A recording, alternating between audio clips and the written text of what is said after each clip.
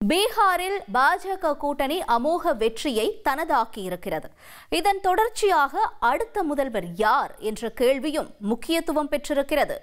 மாநிலத்தில் 20 ஆண்டுகளாக இருக்கும் முதல்வராக நிதிஷ்குமார் மீண்டும் முதல்வர் ஆவாரா என்ற கேள்வி வலுத்திருக்கும் வேளையில் இதுவரையில் கூட்டணியில் பாஜகவுடன் நிதிஷ்குமாருக்கு இருந்த கருத்து வேறுபாடுகள் என்ன? இப்போது அவருக்கு முதல்வர் பதவி கொடுக்கப்படுமா என்பது குறித்து விரிவாக பார்க்கலாம். லோக்நாயக் ஜெயபிரகாஷ் நாராயணால் ஈர்க்கப்பட்டு அரசியலுக்கு வந்த நிதிஷ்குமார் இன்று வரையில் பீகார் அரசியல் வரலாற்றில் அசைக்க முடியாத சக்தியாகவே இருக்கிறார். பீகார் அரசியலின் சாணக்கியர் என்ற பெயரை கொண்ட நிதிஷ்குமார் அரசியல் வரலாற்றை 2000ற்கு முன்பு 2000ற்கு பின்பு என 2 பாகமாக பிரிக்கலாம். இதில் 2ஆம் பாகத்தில் அவர் எட்டிய உயரமான பீகார் முதல்வர் அரியணையை நீண்ட வருடங்களாகவே தக்க வைத்துக் கொண்டவர்.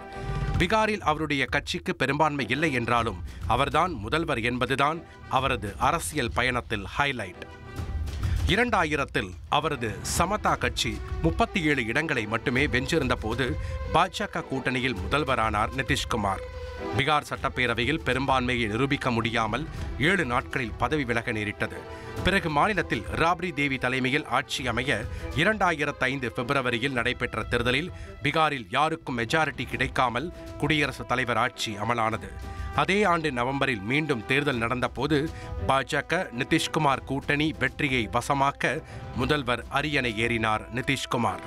பாஜகவுடன் கூட்டணியில் இருந்தாலும் அக்கட்சியின் பிரத்யேக இந்துத்துவா கொள்கையிலிருந்து தன்னை முற்றிலும் விலக்கிக் கொண்டார் நிதிஷ்குமார்.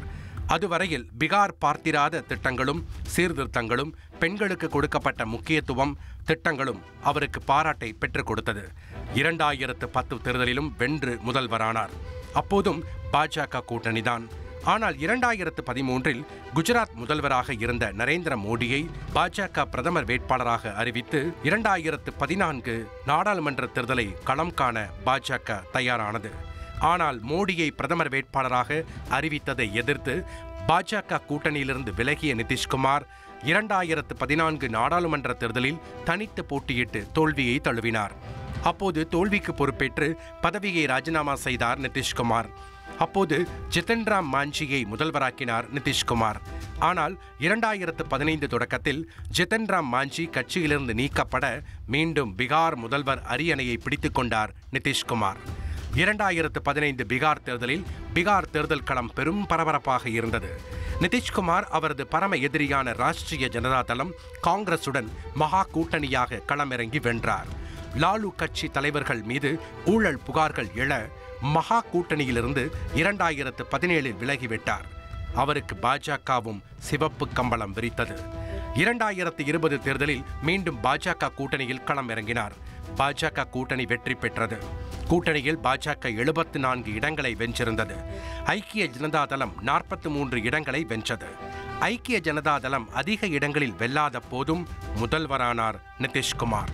ஆனால் 2022இல் மீண்டும் பாஜக கூட்டணியை முறித்த நிதிஷ் லாலு கட்சியுடன் கைகோர்த்து ஆட்சியை தொடர்ந்தார். நாடாளுமன்ற தேர்தல் நெருங்கிய வேளையில் 2023இல் பாஜகவுக்கு எதிராக இந்தியா கூட்டணி உருவாக அஸ்திவாரம் போட்டவரே நிதிஷ்குமார் தான். ஆனால் திடீரென எதிர்க்கட்சி வரிசையிலிருந்து விலகி 2024 ஜனவரியில் மீண்டும் பாஜக கூட்டணியில் ஐக்கியமானவர் முதல்வர் பதவியை தக்க வைத்துக் கொண்டார். கிட்டத்தட்ட 20 ஆண்டுகளாக சொந்த கட்சிக்கு பெரும்பான்மை இல்லாமல் பீகாரில் பாஜக ராஷ்டிரிய ஜனதா தளம் என்ற 2 குதிரைகளில் ராஜாவாக சவாரி செய்தவர் நிதிஷ்குமார். இந்த தேர்தலிலும் பாஜக கூட்டணியில் போட்டியிட்டார். இந்த தேர்தலில் ஐக்கிய ஜனதா தளம் 85 இடங்களில் வெற்றி வசமாக இருக்கிறது. அதே வேளையில் பாஜக 89 இடங்களை வென்றிருக்கிறது. ஐக்கிய ஜனதா தளத்தை விட 4 இடங்களை பாஜக கூடுதலாக பெற்றிருக்கிறது. பாஜக கூட்டணி 2/3 மெஜாரிட்டியில் வெற்றியை வசமாக்கியிருக்கும் வேளையில் யார் அடுத்த முதல்வர் என்ற கேள்வி வலுப்பெற்றிருக்கிறது. பாஜக முதல்வர் பதவியை நிதிஷ்குமாருக்கு கொடுக்குமா? மகாராஷ்டிராவில் முதல்வர் பதவியை பாஜக தனது வசமாக்கியது போல் இங்கும் நடக்குமா என்ற கேள்விகள் எல்லாம் அரசியல் அரங்கத்தில் அதிகமாக பேசப்படுகிறது. இந்த சூழலில் எக்ஸ் தளத்தில் நிதிஷ்குமார் முதல்வராவது குறித்த ஐக்கிய ஜனதாதளம் வெளியிட்ட பதிவு நீக்கப்பட்டது. அதாவது நிதிஷ்குமார் பீகாரின் முதல்வராக இருந்தார், தொடர்ந்து நீடிப்பார் என பதிவு செய்திருந்த ஐக்கிய ஜனதாதளம் அதனை சில நிமிடங்களில் நீக்கிவிட்டது.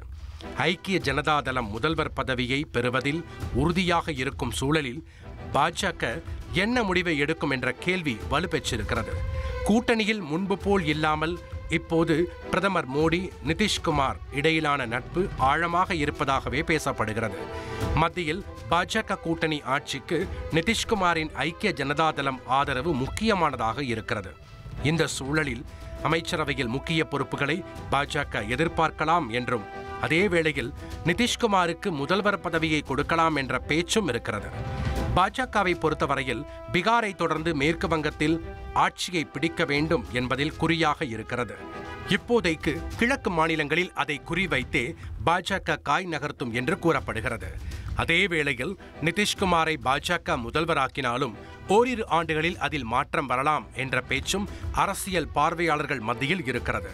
பீகார் தேர்தல் முடிவுகள் வியப்பை அளித்திருக்கும் வேளையில் பல்வேறு யூகங்களுக்கு மத்தியில் முதல்வர் பதவி விவகாரத்தில் பாஜக என்ன முடிவை எடுக்கப் போகிறது என்ற எதிர்பார்ப்பே அதிகமாக இருக்கிறது.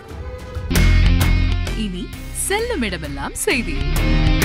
தந்தி டிவியின் வாட்ஸ்அப் சேனலை ஃபாலோ பண்ணினா செல்ல இருக்கும் இடமெல்லாம் செய்தி. இதோ QR கோட் இப்பவே ஸ்கேன் பண்ணுங்க, ஃபாலோ பண்ணுங்க.